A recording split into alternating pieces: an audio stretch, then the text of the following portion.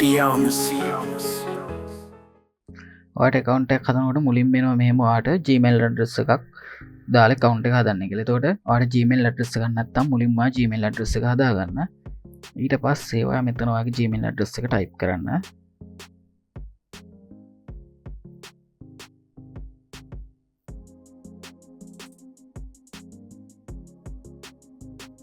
ඊට පස්සේ next දෙන්න.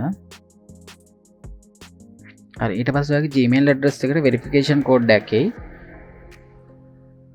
ඒක ඔයා ගිහින් බලන්න ඔයාගේ Gmail එකේ verification code එකක් ඇති. ඒක ඔයා මෙතන අනිවාර්යෙන් type කරගන්න.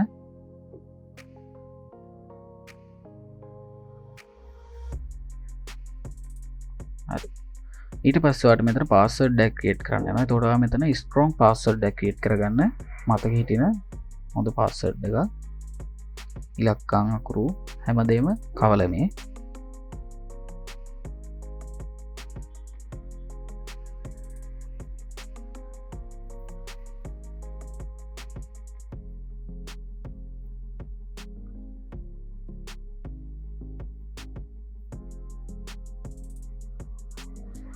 හරි එතනට ඔයා no කියලා දෙන්න. හරි ඊට පස්සේ ඔයාට එනවා identity verification එක කරන්න. එතකොට identity verification එක කරද්දි මෙතන ID card කියන එක දීලා continue දෙන්න. ඊට පස්සේ take picture යන්න.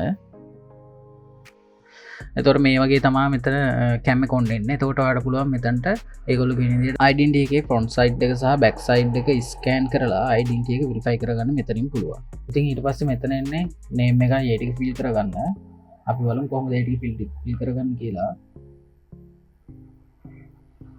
first name එක මගේ තියෙන්නේ identity එන පළවෙනි නම. ඒ කියන්නේ මගේ අශේන් රංග පත්‍ර නම first name එක අශේන්. එතකොට middle name එක රංග.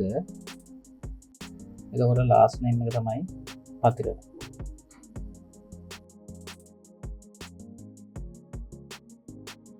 එතකොට address එක ඔයාලා හරියට දාගන්න. මේවා හරිය විදිහට fill කරගන්න.